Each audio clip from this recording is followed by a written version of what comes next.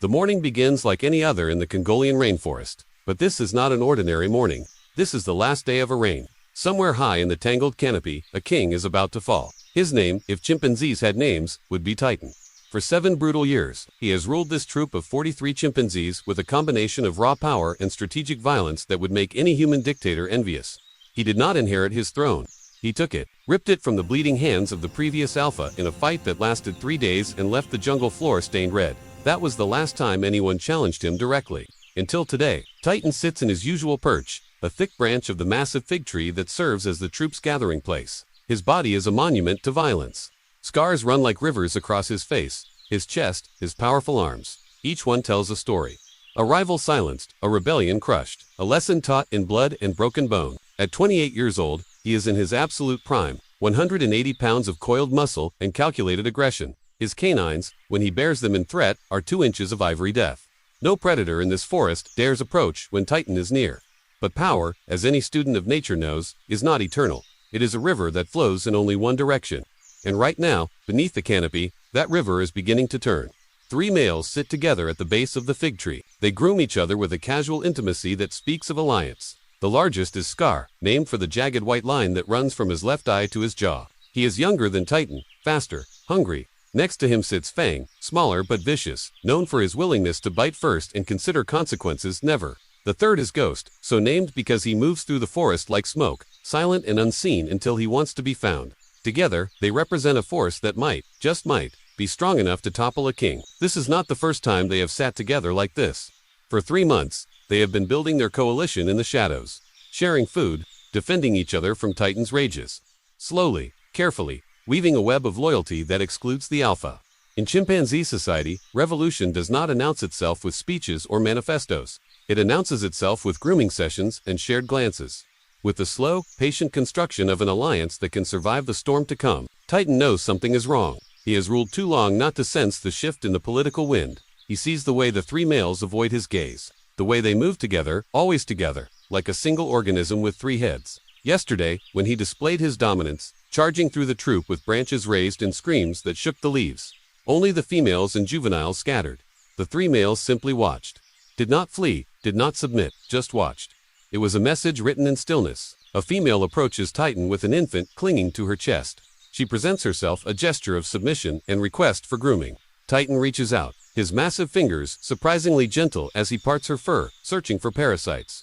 This is the other side of power. The grooming, the alliances with females who will support him, who will scream warnings when danger approaches, who will remember his protection when their sons grow large enough to matter. But even as he grooms her, his eyes never leave the 3 males below. The morning sun breaks through the canopy in shafts of golden light. The troop begins to stir. Juveniles chase each other through the branches. Mothers, nurse, infants. The daily search for food is about to begin. But there is a tension in the air, thick as the humidity. The entire troop can feel it. Something is coming. Something that will reshape the very structure of their world. Titan rises to his full height on the branch. He begins to display. It is a show of force designed to remind everyone exactly who rules here. He shakes branches, he throws deadwood, he screams, a sound that cuts through the jungle like a blade. It is the voice of absolute authority, the voice that has kept him alive and in power for 7 long years. But this time, when he looks down, the 3 males are not impressed. They are standing together, and they are staring back. The attack, when it comes, is not random. It is surgical, coordinated, the product of 3 months of planning, executed in 3 brutal minutes. It begins at the river. The troop has moved to the water's edge to drink and forage for river crabs, a delicacy that requires patience and skill to catch. Titan is focused on the water, his powerful hands flipping stones, searching for the scuttling creatures beneath. This is his mistake. This moment of distraction. This brief window where his attention is divided. The coalition has been waiting for exactly this.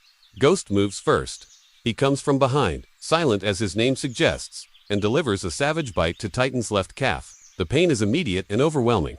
Titan roars and spins, but Ghost is already gone, melting back into the undergrowth. Before Titan can process what has happened, Scar charges from the front, screaming, arms raised, a display of aggression that would normally send any chimpanzee fleeing. But Titan is not any chimpanzee. He is an alpha. He charges back. The collision is catastrophic. 2 massive bodies meet in midair with a sound like thunder. They grapple, teeth snapping, arms locked, each trying to gain the leverage needed to deliver a killing bite. Titan is stronger. He has always been stronger. He forces Scar down, his jaws opening wide to clamp onto his rival's throat. One bite, that is all it would take. One bite, and this rebellion ends before it begins. But then Fang arrives. He leaps onto Titan's back, his teeth sinking into the alpha's shoulder. Titan screams in rage and pain. He releases Scar and tries to shake Fang off, but the smaller male holds on with the desperation of someone who knows that failure means death. The three males have him now, surrounded, coordinated. This is not a fair fight. This is an execution. Titan fights like the warrior he is. He throws Fang off and catches him with a backhand that sends the smaller chimp tumbling into the river. He lunges at Scar, managing to bite deep into his arm, drawing blood, reminding him what it costs to challenge a king. But there are three of them, and there is only one of him. Ghost reappears, delivering another bite to Titan's leg. Scar recovers and charges again. Fang pulls himself from the river, water streaming from his fur, eyes wild with bloodlust. The females scream from the trees. The juveniles flee in terror. The forest itself seems to hold its breath. This is not just a fight. This is the collapse of an empire. Titan makes a decision. It is the hardest decision of his life, but he makes it in the space of a heartbeat. He cannot win.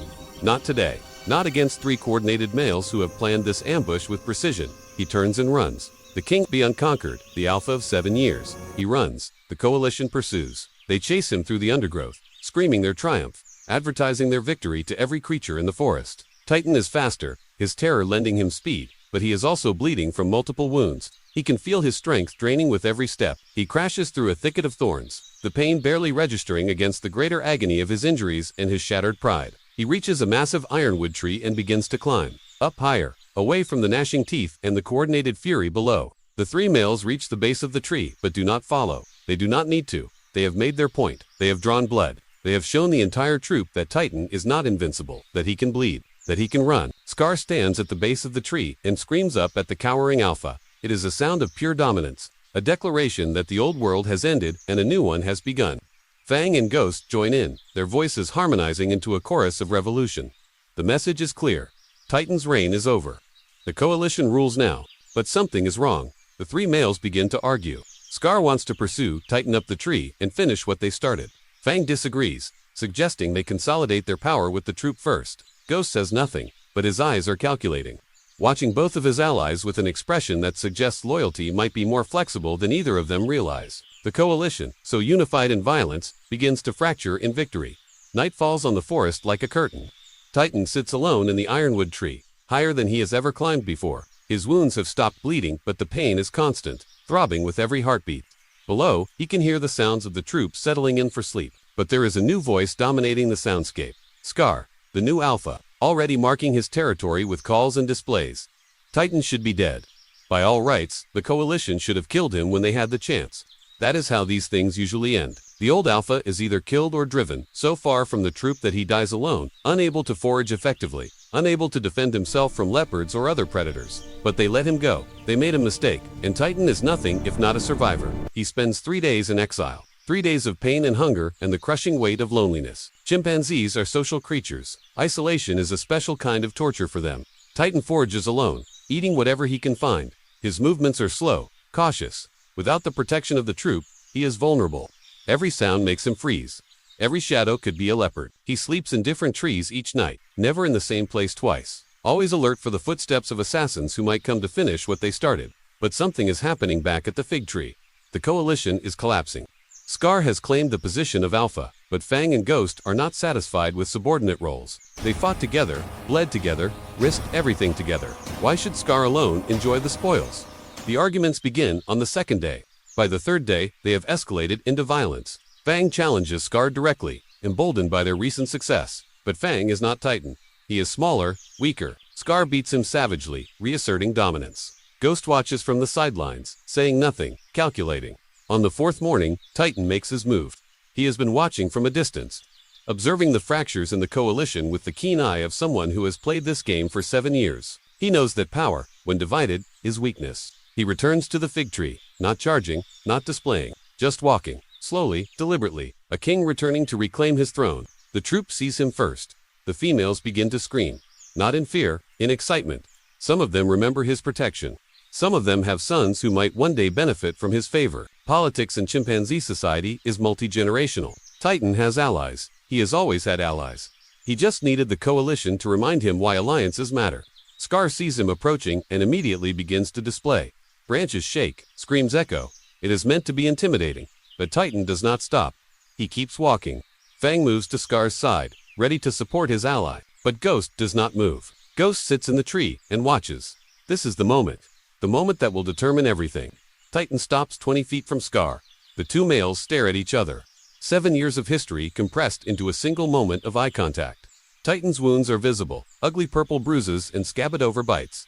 But he is here. He came back. That counts for something. In the language of chimpanzees, returning after defeat is either the act of a fool or the act of someone who knows something his enemies do not. And then Ghost makes his choice.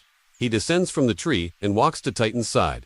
Not behind him, beside him. The message is clear. The coalition is broken. Fang, seeing Ghost's defection, hesitates. He looks at Ska, then at Titan, then back at Ska. Mathematics. 2 against 1. Those are bad odds. Slowly, with visible reluctance, Fang backs away. Neutrality, not support for Titan, but withdrawal of support from Scar. Scar is alone, the architect of the coup, the alpha of 4 days. He has a choice. Fight and likely die, or submit and live to scheme another day. He chooses life. He turns his back to Titan, presenting his hindquarters in the ultimate gesture of submission. The revolution is over. Titan does not kill him. He walks forward and places one massive hand on Scar's shoulder. A gesture that is both reassurance and warning. You live because I allow it. Remember that. Scar stays frozen, head down, waiting for the blow that never comes. Titan releases him and walks past, moving to the center of the troop. The females approach to groom him. The juveniles cluster nearby. The world, briefly appended, rights itself. But Titan has learned something in his exile. Power is not permanent. Alliances shift like water. Today's subordinate is tomorrow's assassin. He looks at Ghost, his new ally, and sees in those calculating eyes the same hunger he once saw in Scar, the same hunger he himself once felt as a young male, staring up at the alpha he would one day overthrow. The wheel turns. It always turns. For now, Titan is king again, but somewhere in this troop, in the body of a juvenile or a subordinate male, sits his eventual successor, watching, learning, waiting. The sun sets on another day in the kingdom. The king sits in his fig tree, wounded but alive, dethroned but restored. He has survived the ambush. He has reclaimed his throne. But the scars, both visible and invisible, remain. And in the darkness, 3 pairs of eyes watch him from different corners of the forest. Scar, nursing his humiliation. Fang, calculating his options. And Ghost, the kingmaker, already wondering if he backed the right horse. The game is not over. It never is. In the jungle, the only constant is change. And the only certainty is that every king, no matter how powerful, eventually falls. The question is not if, only when.